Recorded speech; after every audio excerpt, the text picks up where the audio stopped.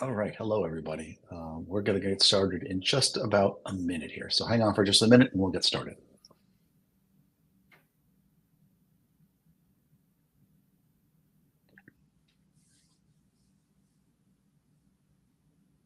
So I'll say something. While we're waiting to get started, this thing has a live stream where we can watch the live stream as we're talking. So we have two views of ourselves, and I'm watching the pause, and it's actually kind of funny.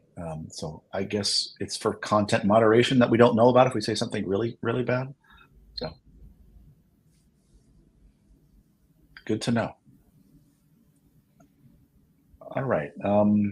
So why don't we get started here? So I'll get us started. I'll do some introductions. I'll ask the folks on the panel here to introduce themselves. But before we get started, I want to say thank you all for joining this webinar today.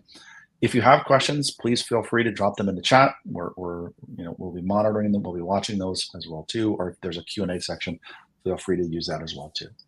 So my name is Jerry Caponera. I'm the general manager of risk products at ThreatConnect. I focus on risk quantification, and we're here today with two esteemed colleagues in the industry, Chris and Damian. Chris, I'll let you introduce yourself. Why don't you say hello? Yeah, sure. Good afternoon, everybody. Appreciate it, Jerry, for having us on here to spread the good word of risk, and I'm looking forward to an engaging conversation. This is not us talking to anybody. This is just us having a conversation. So again, I appreciate you having us on. My pleasure. Damian, you want to introduce yourself and say hello too?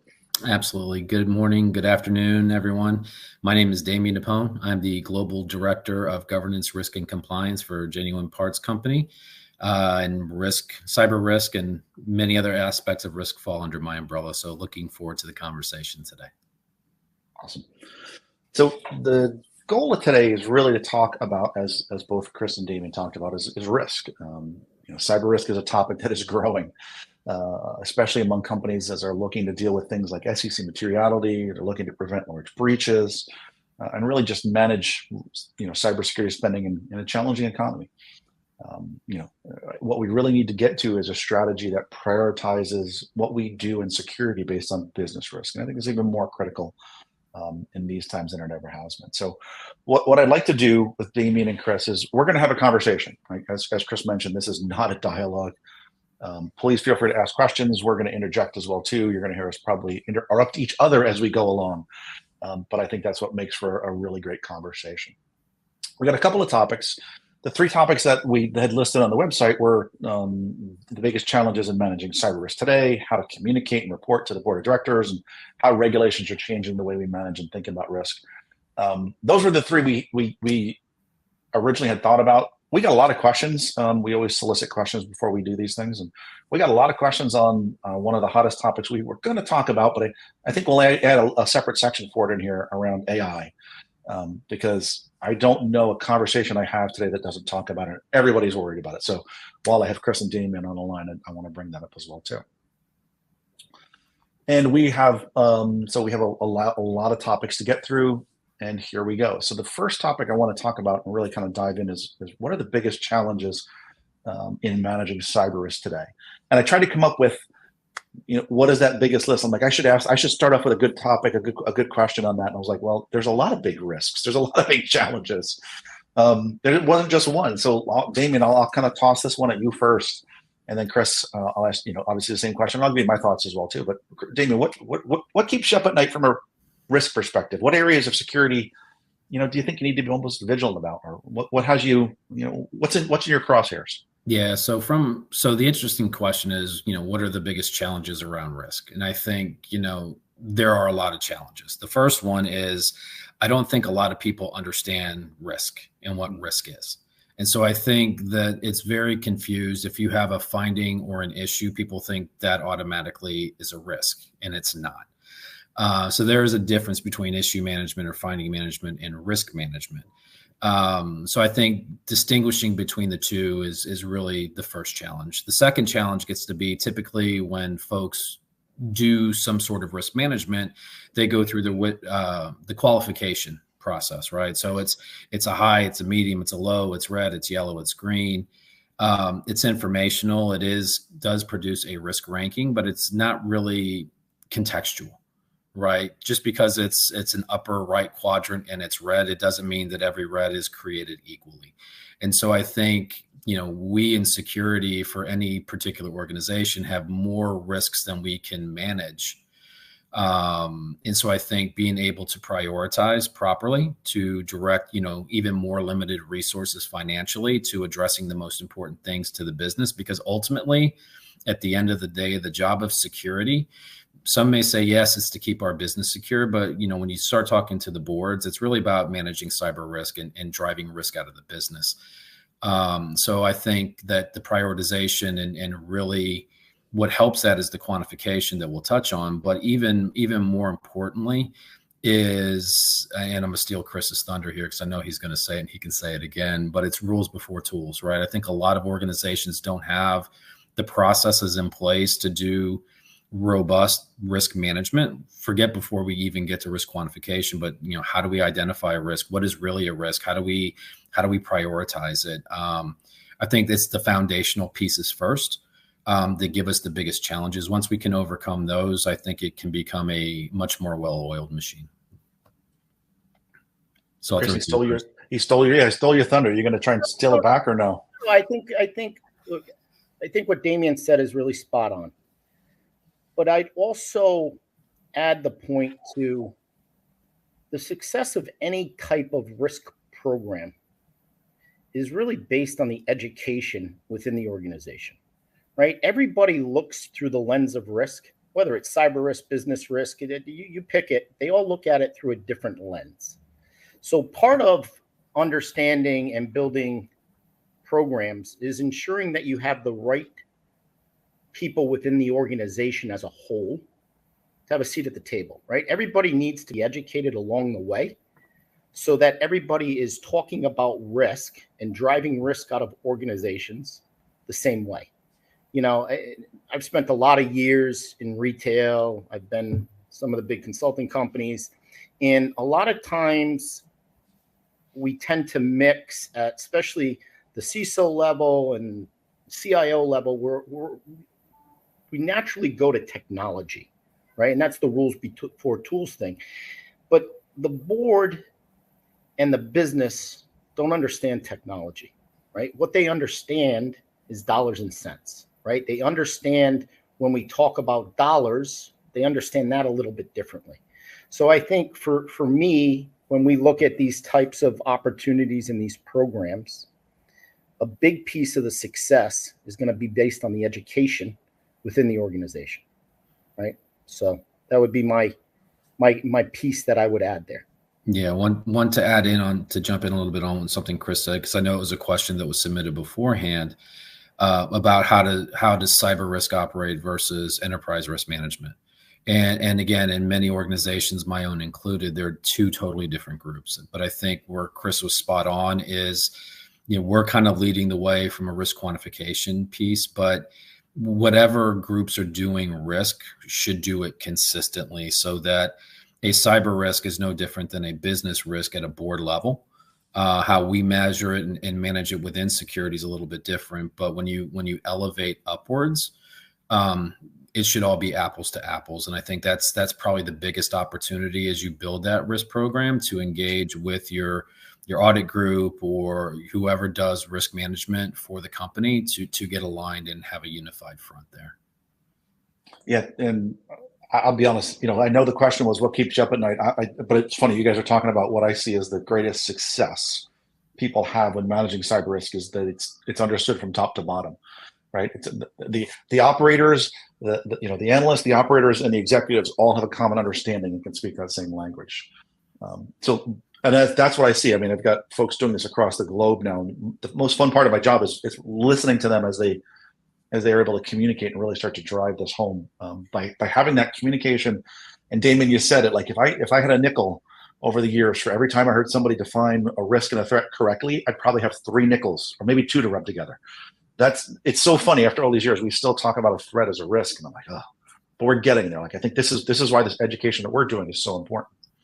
Yeah, and I think honestly, the process can be a game changer for organizations. So from a security perspective, historically, we're always reactive, right? There's so much going on at any given time. We're pivoting to the latest hotspot or whatever the issue is.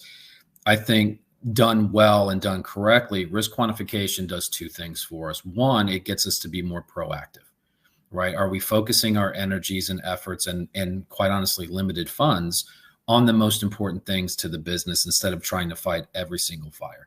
That's the first big thing. The second big thing is the ever elusive security ROI, right? So years ago, it was, hey, you know, security has a blank check, go fix the environment, go fix the environment. Today, those worlds don't exist anymore. So, you know, boards are wanting to know, what value am I getting for all this money I'm spending? And really the risk quantification has a way of becoming that security ROI by being able to say, hey, we drove X amount of risk out of the business, right? So if you know, in a session I was in yesterday, it's like, hey, for every dollar you spend, you should get $10 of value. How do I calculate that? Well, you know, if I'm driving out 10x risk for the money I'm spending, that's a positive case, and it's certainly something that will resonate with the senior executives and the boards. So let's pull that thread a little bit, because I think that's a good thread, right? Because when we talk about what keeps us up at night, we come at it from the security perspective, right? We're like, this is what we see. But you said, I'll say this: most folks don't work in security companies. They work in companies that generate revenue, manage people, whatever it works out to be. We're a supporting function. Security is a supporting function in there. What if we flip the question around a little bit? You know, what kind of challenges does the business see with security? Because I think this whole conversation about quantification is that bridge. But I take a step back, and I say this from experience, having listened to this, where the business is like, I don't understand what you do, security. Why do I spend so much money? If I have $1 to spend on security or marketing and sales, I'm going to spend it on marketing. So like, what? Now, Chris, I'll ask you this one first. You get to see a lot of different customers, but how do you see this kind of problem from the business perspective, not the security perspective? Yeah, I think anytime the business looks to security, the word no comes into play. Right? The business right away, right off the bat, is like, well, I'm not going to ask because they're going to tell me no anyway, right? So the ability to collaborate with the business, right? And I'll use infrastructure as a prime example, right? Because to me, that's not cyber, right? Infrastructure is infrastructure, right? But there's a cyber component that I need something done to drive risk out of my organization. How do I partner and have a common language around the value of doing patch management, right? Something really simple, right? And driving critical vulnerabilities out of an environment, which helps us reduce risk, right? How do I partner with my infrastructure team to have them understand there's value in that? And it's not just, hey, it's Patch Tuesday and I've got 20,000 patches I got to go do, right? Because they don't have time. They're running a business, right? And that holds true for the business in general, right? No longer can we say no from a cyber perspective. I can always say maybe, right? But it's gonna lead to a different type of conversation. And if I can lead the conversation through mathematical adding and subtracting, right? Making math really simple to understand, it's a real easy conversation to have. It takes the emotional aspects out, and it really helps ground the conversation to be more fact-based, right? And I've had a lot of clients who struggle in that particular area on vulnerabilities, especially. And then once we flip that script and we start talking in dollars and cents, all of a sudden it's like, okay, this makes business sense why we need to do what we're doing, right? So I think that partnership, coming back to that and building that relationship and not always being no, is where we've got to get to. Yeah, I'm a big fan of security should say yes with an if. Yep.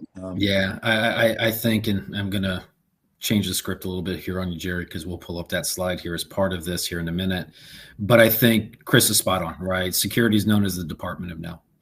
A lot of times in an organization, it's every issue that's found, security saying you need to go fix it, you need to go fix it, you need to go fix it. So we're overwhelming an already overwhelmed workforce, from infrastructure, application development, you name it.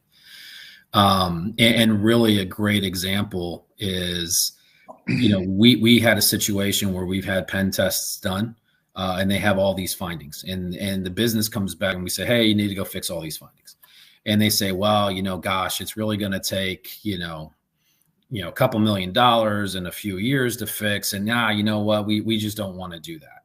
And so that's the world we've lived in constantly, because we as security, we haven't had the great equalizer, right? There's the great equalizer there, and you can actually pull it up now, Jerry, is really the risk quantification. And so we've had a situation internally that we went through that. And so what we did is we said, okay, let's understand how big of an issue is it really that we're facing. Right. So the IT teams, they're busy. They don't want to do the work. They think it takes too much time. But as we looked at the actual situation and leveraging kind of the ThreatConnect tool to kind of help us put that together, what we were able to determine is we have a $31 million exposure. Right. So all of a sudden, when you start saying, oh, my gosh, $31 million, the initial reaction is these are made up numbers. Right. Well, they really weren't. Right. Because what we're able to do and leverage through risk quantification is if you get certain amounts of information, the math on the back end, and everybody's kind of terrified a little bit of risk quant. But, products like ThreatConnect definitely make our life much easier, because we can say, hey, you know what? I know I've got 41 million records of PII. There is a calculation for data breach. I know that we've got 60,000 employees, and I know we make $17 billion in the US, right? So there's a lot of intelligence about your company you can load and then say, hey, here's the situation, right? Because of these findings. And we're not looking at the findings just in and of themselves. We start to flip to what is the potential business impact. And really the great thing about this, that originally when we said, hey, it's $31 million and it can happen over, a 6-year window, 50% being likely in 3 years, they always challenge the number at first. But the great thing here is, hey, there is rationale behind 30. We didn't just make up $31 million, right? There's a settlement fee, there's a remediation fee, there's a legal fee. So a lot of others will just do simple, well, go to Ponemon, go to Verizon data breach report. What's the cost of data times your data? There's a lot more cost involved. And so once this is presented into the equation, then it's a much different conversation with leadership to say, oh gosh, yeah, maybe we should spend that $4 million to save against, 31 million.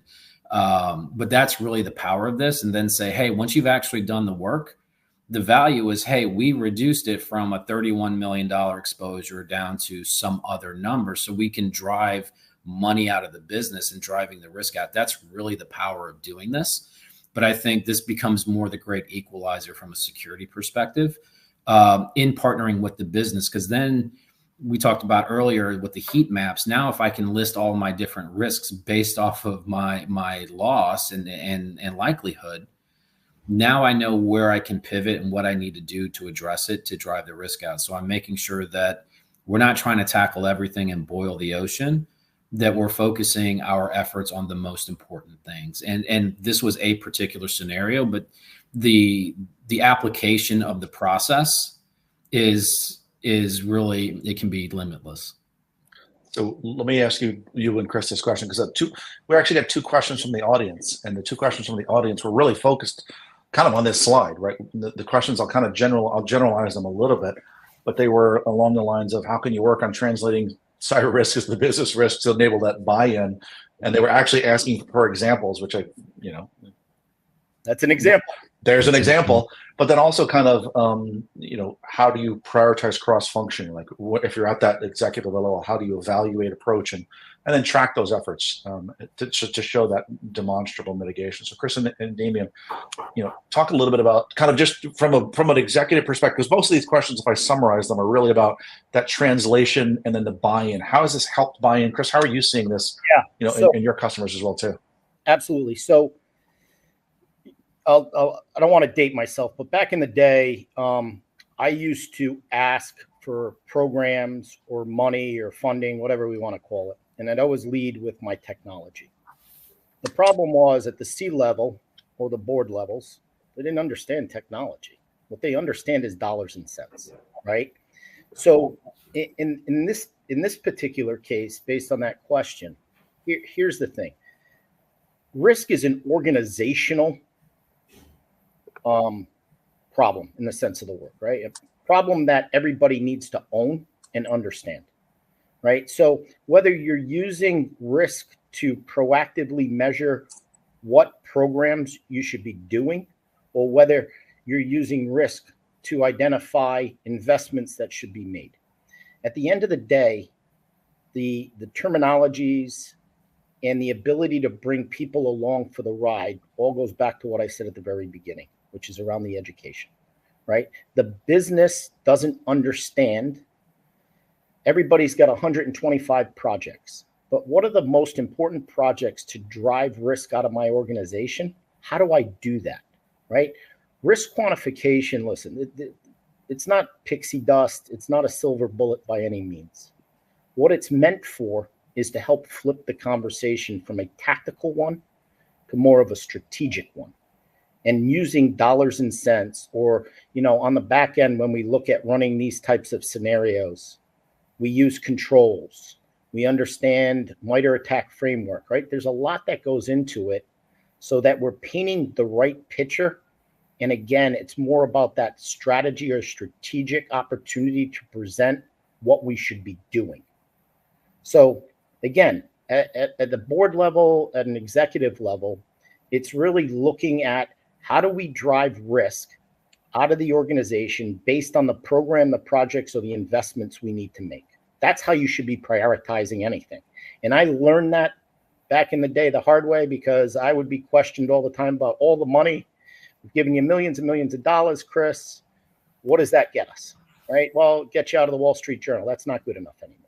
It keeps you out of CNN. It's still not good enough.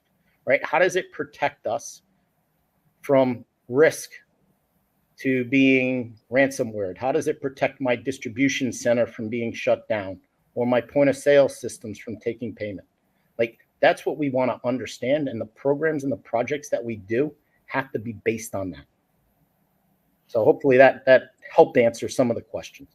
Yeah, I mean, this can go to feeding, what we're trying to build is, our risk work should be feeding the next year's investment. And it's really, to Chris's point, it's not necessarily a technology play. It is, here's a problem that we need to solve. It's a really big problem, and it may involve spending money, but this is going to be our biggest area of weakness. So it should feed future investment to make sure that we're working on the right things, right? And historically, it's security kind of goes a little wild sometimes, and hey, we need to buy this and we need to buy that. And we're trying to solve so many point problems, but we lose sight of the forest for the trees because we're solving point problems. And Chris is spot on. This is a strategic view that says, hey, here's where our biggest risks to the organization are.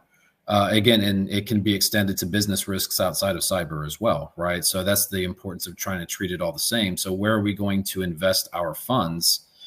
And so that should feed future investment going forward, because again, nobody's got unlimited resources, money or people, right? So we have to be smarter about how we do it to make sure it's the most impactful to the organization. And Damian, I think you're spot on, right? What we're starting to see more of, especially on the cyber side, is more of companies are coming out of this COVID coma, in the sense of we've invested so much money over the last 2.5, 3 years in protecting our organization, right? Technology and cyber change on a daily basis, right? Adversarial, nation state, everybody is coming at it through a different means in the sense of their attack vectors, right? So how do I go to leadership and get funding for my budget, knowing full well they've already invested a lot of money over the last 2.5, 3 years in tools, right?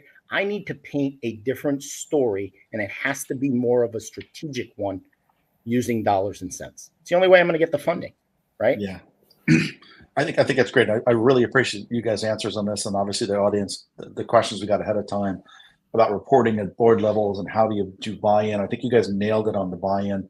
I'll give you two other, because I got so many customers seeing the value of this. It's the fun ones are the ones, because I think the best thing I see is people using this to make decisions, right? At the end of the day, this is not an academic, you're not going through an academic exercise in any way, shape, or form. This is driving decision making. This is driving resources invested. This is driving resource alignment throughout the business. And I've got customers who are now doing this. And it's, look, I've been doing risk quant for a lot of years. And I don't like to talk about risk quant because I like to talk about what people get out of risk quant. And when my CISO customers go, hey, we had our board meeting recently, and you know what, we decided to change the strategy for how we're going to manage this and report on this on a regular basis. And another customer of mine called me and goes, hey, I had 15 minutes with the board scheduled and we went for an hour and 25 minutes. And I was like, he's like, they're getting it. Like they're getting it and you guys are applying it correctly. So I love what you've done here, Damian and Chris. This is a great example. Well, now, now boards, especially if you're a public company, don't have a choice. Right now, they don't have a choice. They have to start paying attention to risk, and I know that's one of our other topics. But with the SEC guidelines, right, and everybody really focuses in on is you have to report within 4 days of materiality breach. What gets overlooked is the whole other section that says you need to define your risk management program and share those risks with the board. And again, it's going to evolve over time because it's so new, but this is going to be an area that is going to get more and more scrutiny from the board, right? In terms of what they want to know is what are our biggest cyber risks? What are we doing to fix it? And we can't say, well, everything's a risk because that's not going to fly. Or I need, billions of dollars. That's not going to fly. So I think the regulators may force us more down into this to be able to say, hey, here's really our biggest risk. And this is why we know it's a risk. Because they don't really have a choice because they're going to be linked fiducially to some of this information in the future. And, nobody wants to be that board that gets popped and has to deal with that question. Yeah, let's jump to that next topic. It's a natural lead into that question, and we'll jump to that one, and we'll come back to the AI one in a minute. But kind of the board and what they're talking about, because what the SEC done, I wrote about this 6 years ago, in 2018 or so, when they first started talking about this. And I'm one of the nerds who was so excited last year when they published a regulation said you have to start reporting on this. But you said something interesting, Damian, because I think one of the most interesting things about this is the definition of what is material. Right. So you have United Healthcare. I'm going to pick on them. Right. They're like, hey, we're going to lose $1.5 billion. And they went, it's not material. I was going, okay, I want to live in that world where $1.5 billion is not material because that's not the world I live in. But you could argue, depending on how they look at their business, it isn't. But now you saw, I don't know if you guys saw recently, the SEC went back and fined somebody $10 million for not reporting on the 2021 incident as well, too. So we're starting to see these guidelines, and I think GDPR was the first one, but the SEC is really putting teeth behind what's going on here. So the question is, how is this managed within companies? Like, because there's the whole definition of how do you look at managing materiality, but then typically who's in charge? And I say that because I hear from our customers that sometimes the CISOs aren't the ones, security is not doing it, it's legal or compliance. And Chris, you're nodding your head. What are you seeing as you talk to folks? I think that's exactly where you're starting to see it, right? You're going to start to see. So there's a couple of things here. Just again, from what I see, right? I think the CISO and that cyber group, right, was kind of off doing their thing, protecting the organization, right? Once the regulatory teeth come into play, right, it becomes a whole different conversation. So you're starting to see a few things. One is you start to see a shift in accountability and reporting, right? I see CISOs that report into legal. I see CISOs that report into regulatory or compliance related groups, right? Because if you think about the CISO's world, right, we got GDPR, CCPA, PCI, right? Like that's all regulatory work, right? So how do we keep that whole? So I'm starting to see that kind of a shift a little bit. I'm also starting to see the shift in the industry when it comes to the security CISO, right? Again, I'm going to go back, right? Over the last 3 years, we've built and invested in building these programs, right? I don't know. They more operationally driven now, or do I still need some strategy from somebody at a senior leadership to set the direction, right? To me, it's becoming more operational. So now if we start looking at it through that lens, it makes business sense to me that I would report into somebody on the legal team, right? You've got IR, you have cyber insurance, like all of these things come into play. Why wouldn't I want to make sure, even like you talk risk, right? And I always like to talk about the acceptance of risk in organizations, right?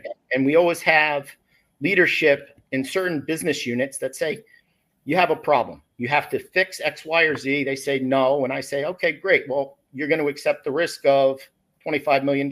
No problem. Give me the paper. I'll sign it. But legally, do they have the ability to accept the risk at that tier of $25 million? Probably not, right? So the natural progression we're starting to see, CFOs, legal, right? Compliance, regulatory stuff. So I'm starting to see the shift come. Whether everybody does it or not, I don't know. But I am starting to see the shift where the security CISO's role is becoming less tactical and a lot more regulatory, strategic driven than it was in the past. And again, that's what I see. Yeah, I think it's the question of materiality is really a great question. And I agree with Chris that there's a lot of moving parts. Where it's a little bit of a head scratcher for me sometimes is, as a public company, since 2004, we've had to comply with SOX, right? Financial reporting. There's a definition of materiality there. So because of the SEC is doing this other thing, and it's a question of materiality, why we don't tie the two together, no clue. Right. But I think, it's a legal conversation. It's an audit, an internal audit conversation that says, what is that magic number? And I think that's where a lot of organizations, because they're so siloed and they don't work together, to me, and again, maybe they say, well, the financial reporting misstatement materiality may be different than a risk. Okay. Is it? I don't really know the answer, but I think that's where legal needs to get involved, and internal audit needs to get involved with security to say, here's the magic number. Because once we know the magic number, and it, God forbid, something does happen, we can get there within 4 days relatively easily, right? As long as you know what your data is and where it's at. But that's some of the problem we run into in the space, right? It's understanding the asset, understanding the value, understanding who has access to what, where, and how. So then it becomes a very difficult conversation to have around materiality, right? Mm-hmm. So, Jerry, I'm going to use a story from my past. Internal audit, external audit, come in, they do my SOX. They come, they knock on the door, and they say, hey, Chris, this is not good. I'm sorry to tell you, we're probably going to run it up the food chain, but we're going to probably give you an SD. I'm like, huh? An SD on what? Well, we found some inappropriate access on SAP, and that access, this, that, and the other thing. So went around in that. And what I did was I turned around and I used risk, and I used risk quantification to validate what they were saying. So it's my environment. I know the asset better than them. I know where the asset sits in my network. I know who has access to it. I know what it holds, whole 9 yards. And over the course of a few weeks, I put together a whole risk analysis. And at the end of the risk analysis, I went back to the audit team and I said, look, this is $25,000. That's what you guys are telling me is an SD? Like, that doesn't work. And here's the proof of why, right? But I used the risk conversation in that scenario to flip the script, right? Audit companies for years have always had the final say. This is now a game changer where organizations don't just have to sit back. They can do their own internal, risk quants or understanding the risk or the value of the asset or materiality, right? We have more now from an education perspective, a tooling perspective, to flip that script and have a different conversation. So I just wanted to throw that out there. That's great. For people to think about. Yeah, I mean, it's definitely a changing of the narrative, right? I think, security is becoming more offensive that way. We're on offense instead of defense, back on our heels, because as Chris is a great example, right? So you can push back on your auditors that don't know, and you can show that I do know. And he brought it up earlier as well. It could be advantageous to you on your cyber insurance renewal. Right. So when you can demonstrate to the cyber insurers that, hey, we know what we're doing, we're managing risk effectively, the benefit there is, either lower premiums, right? Or same premium, greater coverage, because you're giving an assurance. You're giving it to your board, you're giving it to your audit committee and your executives, but you're also giving it to cyber insurers. And they're going to say, you know what, this company seems to know what they're doing. So you become more of the protector of some of this information in a more positive light. So it kind of takes, it changes the narrative as security being no to saying, hey, now we're an enabler. Now we're positively engaging with the business and making sure that we're all working together. But the only way to do that is by doing the risk work, because it's the area that nobody has really focused on in the past. But even internally, with the example we had shown earlier, once we first started showing that to the business, it blew their minds. And so now it's, hey, can we get a risk analysis of this? Can we get a risk analysis of that? Because they're so accustomed to working in the old way of, well, this is a problem. This is what it's going to take to fix it. Okay, we're going to make a decision there, but they don't have complete information, right? All we're trying to do is complete the information to enable, it may be the same decision, but at the end of the day, we've done our job in diligence and said, this is your exposure. To Chris's point, if you want to sign off on it, great. If you're authorized, okay, right? If you're not, then somebody else needs to sign off on it, right? But we're doing, our focus isn't on do they do the work. Our focus is on, are we educating and giving people the right information to make an educated decision for the company? And I think so I've had a lot of conversations around the SEC materiality topic.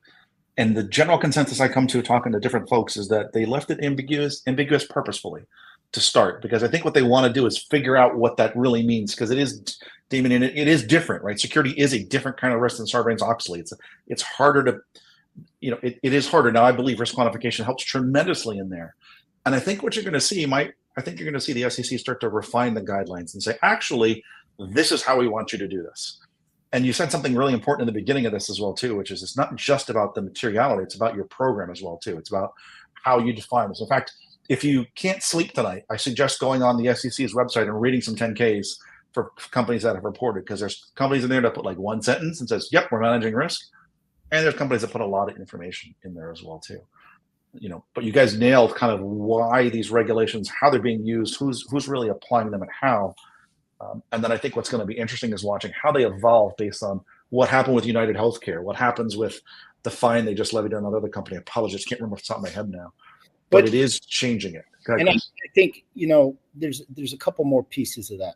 One is, if organizations are trying to mature in the space, then the creation of an enterprise risk committee where the business and legal and HR and everybody comes to the table together, make business decisions, that's very important, right? Mm-hmm. So it's not just a decision that's being made by, somebody in audit or cyber or whatever, right? It's a committee of people from the business that come together. So I think there's that piece.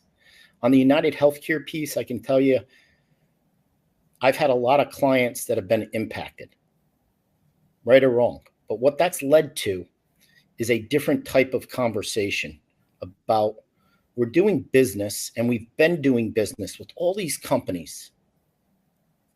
How do we know which ones are the risky ones? How do we know who has access to our data? Right now, that started to evolve into a more conversation more around third-party risk management, TPRM. Right? Listen, there's 19 people on this call. You all work in a company, right? Do you know who's attaching to your network? Understand the risk of allowing them in your network, right? Because a lot of these breaches we've seen throughout the last 10 plus years, a lot of them are third parties, right? Yeah. Right or wrong. So I'd encourage you all to think through a different type of lens, which is more business focused and less technically focused, right? It's that rules before tools methodology that I've got. But TPRM, I believe, is going to be the next first level of defense for organizations over the next 12 to 24 months, just as a result of the United Healthcare piece. So, yeah, well said. So we've got a bunch of other questions that we'll want to get to as well too, and a couple of them. This was fun. Like normally when I do webinars, we talk about AI just a little bit. But I got to be honest, we got a bunch of questions on AI this time. And so I want to just spend a few minutes watching the clock here because everybody's talking about this. So before we kind of get into the specific ones, let's just kind of ask you guys a broader one, which is, how do you think security is going to change or evolve in the next couple of years because of AI? And then how are you thinking about dealing with this? I'll throw that out there to you guys and get your thoughts on that. So I think, from what I see, there's a huge regulatory piece that comes into play, right? The security piece. Look, AI not going anywhere. If anything, it's going to get bigger, right? So how do you create ethically the right framework within your organization to emphasize fairness and some accountability, right? I don't want to take something away from people, especially on the technology side, but I want to make sure that I'm monitoring who's doing what, where, and how, right? I want to make sure that there's, my development team is talking to my security team if they're implementing AI. I want to make sure there's training and security awareness, right? And I also want to make sure that I'm evaluating, I'm going to go back to my TPRM comment, right? What partners do I work with? What are they using AI, right? In that SIG or one of those questionnaires, I might want to start thinking about asking some of those things, right? Because look, it has to be managed, and the answer cannot be no. Okay. Yeah, I love that. You've said that very clearly. Like we can't be the group of no. No. Well, have you guys been asked? So we talk about AI. I have been asked by a couple of my customers, what am I seeing from a loss perspective related to AI yet? Are you guys, Damian, are your peers worried about this? Is the business worried about this? Are they what are they thinking about it? Yeah, I mean, there's a lot of fear, uncertainty, and doubt when it comes to AI. And again, I have a slightly different view or perspective lens that I look at AI through, right? So first of all, AI is nothing new. AI didn't start with ChatGPT, right? Large language models have been around for years. So artificial intelligence has been around for a very long time. So this is nothing new. Number one, but it is a concern. And I see somebody here attending is in Colorado. I believe Colorado actually has just passed some state law around AI, if I'm not mistaken, or they're talking about it because I was on a panel out there last year where AI is really a big topic. So my lens is a little bit different, that I look at it and say, okay, let's take a step back. What is AI really? Right? AI is somebody's doing something with data. At the end of the day, it's a data issue, right? So how are you protecting your data? How are you submitting it? Because that's really what it is. In some cases, yes. Can adversaries leverage AI? Yes, they can, right? And I was on somewhere last week, and it was a great quip that somebody said is, listen, AI doesn't unlearn, right? As these machine models learn, they don't unlearn, right? So there is an ethical responsibility in terms of what you're feeding into the models. But again, large language models have been around for years. IBM or other places, they've been leveraging this power. I think where now it's, becoming, and it was always done in a business context. I think the consumer aspect of ChatGPT and asking a question, that's just causing a lot of fear. But I think to Chris's point, if you know what's being fed in and what the data is, as long as you're protecting your data, the biggest fear I think is really what Chris also echoed is, what are you sending to somebody else? Because now once that gets out of your control, it's your data, but now you have to rely on somebody else to protect it. And there is inherent risk there. So understanding what is being done, and it's a partnership. If you're going to do AI and you're going to do, ChatGPT or generative AI, what data are you submitting into it? Who is using it? Who is that being passed on to? Because to me, when I think of AI and everybody's just terrified of the robots are going to come to life, it's more about the data, right? People are going to get popped, not because they use ChatGPT, but it's because somebody's data was submitted into something that was used improperly. So for me, I look at it through that different lens. And I see from the chat, yep, Colorado has a state law for regulating AI systems that goes into effect in 2026. So thank you so much for that, Zach. But I was out there last year and I knew they were talking about it. So that's the first one.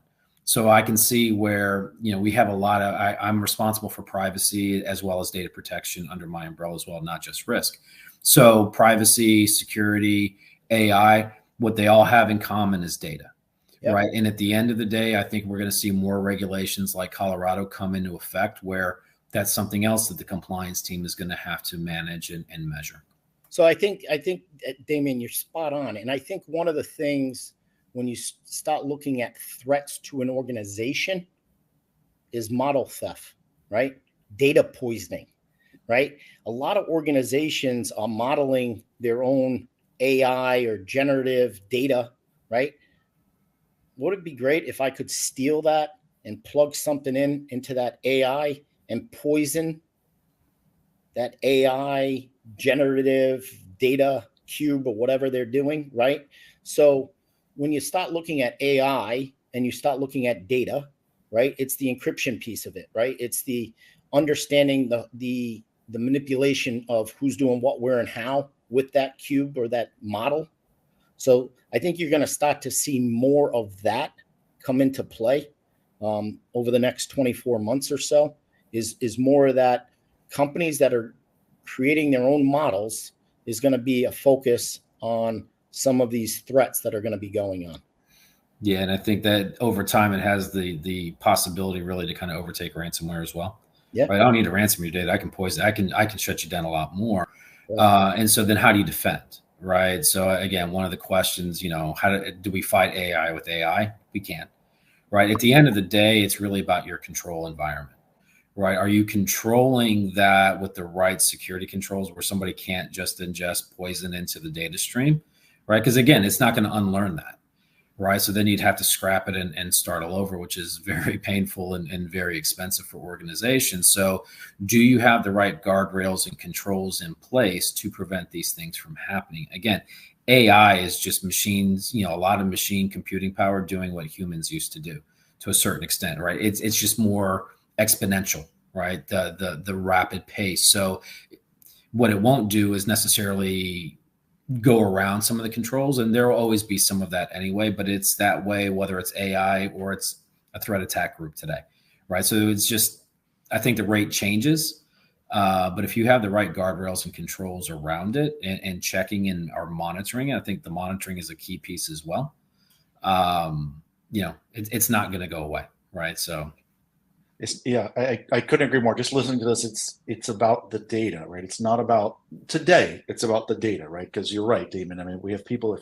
If somebody decides to load up the report, if an analyst decides to load a report into ChatGPT about the incident that they just found with a vulnerability in the organization, then the question is, where's that data? Who owns it? Who's responsible for it? That is the risk, and I think that's spot on. I have to ask this fun question because it's a fun question. And it's an audience question or not. Look, it's a great one. So I'm going to read it. The question is, thinking radically for a moment, will we hit AI versus AI in our lifetime? Like spy versus spy, but a nation state actor attacking an AI blue team trying to defend. I think it was a fun question. I can give my 2 cents, but I'll open up to you guys first. I'll say, yeah, I think we will over time. Again, I think, and you're going to have to, right? With labor shortages in cyber, we're going to have something to combat, right? It's already faster by having the machine do it. I think over time, we're going to have to invest in the same type of thing, right? So it's red team, blue team. It's just red AI versus blue AI at the end of the day. Yeah, I couldn't agree more. I totally agree with that. But I think you're still a ways from that. But I think you'll start to see that, right? The ability to combat one another using AI to get things spun up quicker, to do things faster, more efficiently, and probably for a hell of a lot less cost. Yeah, it's coming. I do think it's coming as well too. I think one of you guys said this earlier. I think you're right. It's AI. What we're doing is not necessarily new yet. right? It's LLMs. This has been around. The concept has been around for a long time. It's faster, but I do see with the investment being poured into the solution space, I do see some of this stuff coming in the future as well too. It's just a matter of when, and I hope we're ready for it. I hope the defenders are moving as fast, if not faster. So I'm going to kind of dive into some more audience questions. We've got about 10 minutes left, 5 to 10 minutes left as well too. So making sure I covered some of them. We talked about cyber risk reporting at the board levels. I think we've covered a lot of those questions. Let me jump into this one here. So this kind of goes back to what the SEC talked about, but it was, how are regulations changing security posture and expectations for industrial manufacturing companies? This question was specific around semiconductor, but in general, with the SEC doing what they're doing, they're not necessarily, they're talking about materiality, but there are regulations. We see New York State in terms of the DFS and what they're doing to say Dow has to protect data. California is starting to do the same. Lots of companies are starting to talk about what you have to do. How are the regulations changing how influenced is a company's posture based on the regulations that you're seeing? And I ask that because we've seen Sarbanes-Oxley do this. We've seen, other kinds of regulations do this. Go ahead, Chris. You got a thought on this? Yeah, look, as a holder of data, it's my fiduciary responsibility to protect it. I don't need regulators telling me what to do and how to do it, right? Mm-hmm. What I need to do is protect my data somehow, some way, right? I think the SEC or these mandates that come into play help maybe push the envelope a little bit more from a mandate perspective. But at the end of the day, look, if I'm holding data, that's sensitive data, customer data, PII, PCI, whatever it might be, it's my responsibility to protect that as an organization. Somebody gave me their gift of information. I should protect it. I don't need anybody above me telling me what to do and how to do it. It's just what I should be doing. It's the right thing to do. Agreed. Yeah, I think it becomes that age-old debate of compliance versus security, right? And I think, regulations, you comply with a regulation. It's the minimum that you can do. But Chris is absolutely right. And we have to shift the mindset. And honestly, the reason for the regulations is because people had the opportunity to do the right thing on their own. And time and again, they've not done the right thing in terms of protecting it. So now, because people have not thought about it or invested in it or done the right thing regarding that gift, now governments are starting to get involved on different things, whether it's privacy regulations. The frustrating thing gets to be is every state's coming up with one, right? Every country's coming up with one. The good news is there's a lot of commonality in terms of what they're asking for. So it's not too chaotic for us. But if we did the right thing and took that security mindset of how do I protect it, not what do I have to do, but what's the right thing to do, I think we're actually going to see more regulation just because of, I wouldn't be shocked if there's a Sarbanes-Oxley type deal on security to take the SEC further, right? Because everything we're doing, the breaches are still happening. People are still losing their information. It's not really stopping. Ransomware is still happening. So at some point in time, the governments are going to say enough is enough, right? Enough is enough. Now we have to force you into doing what you should be doing all along.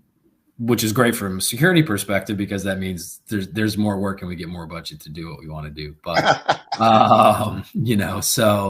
but I think that really is the focus. All right, do the right thing. Don't be compliant, be secure.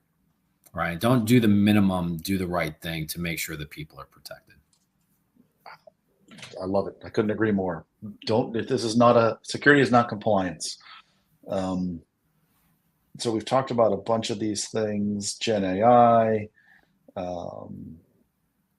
So here's one last question, and then I'll it was kind of, have you seen a change in what are the biggest changes you've seen from a attack or a landscape perspective since the pandemic? That we were all home for a couple of years. What has changed? We know people work at home.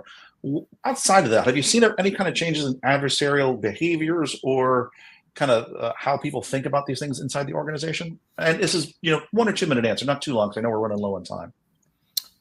I think the fact that people were remote, I think that the biggest thing is the old ways of doing it are still the most successful ways. Phishing is still one of the easiest ways to pop somebody. So where you're at is really irrelevant. I think people being at home, they get into a home security mindset as opposed to a corporate security mindset. You'll do things at home remotely that you wouldn't do in the office, right? And so maybe there's controls, maybe there's not controls. But I think, from a tactics perspective, it's still exploiting, common vulnerabilities that should be patched. It's, sending a phishing email and somebody's clicking on it. I think they're still so successful that they don't really have to change their tactics at this point in time. And I think the AI piece comes into play, right? Yeah. On the phishing side, especially, we're starting to see more sophisticated phishing attempts as a result of AI. No more grammar, no more punctuation, right? Everything really looks pretty good, right? So that security awareness piece, I think, also comes into play quite a bit. Even on your mobile device, right? The smishing, right? I get text messages now, and I'm like, no, that doesn't look right. So it's not just email anymore. I think they're expanding their horizons there too. Yeah. It's a whole new world. So look, guys, I appreciate you taking the time. I'm going to ask, if you want to we got about 4 minutes off. We've gone through a bunch of questions that the audience had asked. So I'm grateful. Thank you for everybody for participating, for adding the questions, for staying on and listening to us. I think it's been a great conversation. I'll ask Chris and then Damian if you want to just kind of wrap anything up, say last parting words for a minute or so, and then I'll end this for us. So go ahead, Chris. Yeah. So I think as you start to, this is a journey, right? This is not a sprint. So I look at it through the lens of a child. We're babies. We have a lot of belly time. Then we learn to crawl, and we learn to walk, and then run and sprint and all those things, right? Risk within any organization takes time. Don't allow it to be, you don't need to boil the ocean to help change the conversation, right? Do it, use drip irrigation, sprinkle a little water, step back, watch the grass grow, sprinkle a little water and keep doing it that way. So my final parting words are keep it really simple, right? Look, Damian and I are more than happy to help in any way we can for anybody that's out there that wants to pick our brain more or wants to look at programs or how we do things, more than happy to help. But the essence of keeping it simple and using education along the way will make you very successful. Yeah, and I think success begets success, right? So get some early wins. It'll help lay the groundwork for those conversations and show the value immediately, and you'll get more. And the only other thing is, again, I think it's a tremendous opportunity to flip the script and put security in a positive light. Use it as a positive, use it to do ROI, use it to show value, not just, typically security's doom and gloom, right? Let's flip the script, leverage it to tell a positive story. I love it. Thank you guys for this. Appreciate it. My parting thoughts, actually, you guys said it. I guess I'll add one small thing is don't wait to get started. Like, don't wait for the need. Don't wait till you think you have to. Do it now, because you can start now. These guys are living proof that this works. And I think it's been a great conversation. Thank you guys so much. Really appreciate it. And thank you all for listening as well, too. Have a great rest of your day. You too. Thank you again.